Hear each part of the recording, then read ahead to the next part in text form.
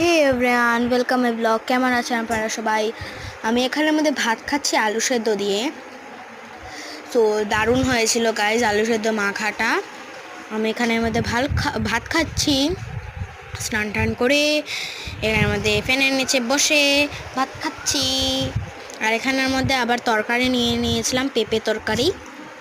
আর এখানের মধ্যে আমি একটা ভিডিও বানিয়েছিলাম, রিল, সেটা দেখে নিন তাড়াতাড়ি।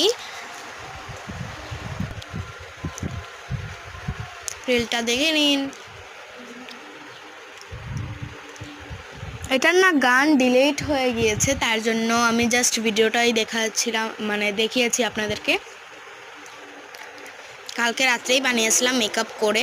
তো কেমন আছে সেটা অবশ্যই কমেন্টে জানাবেন। আমাদের বাড়ির কাঁঠাল।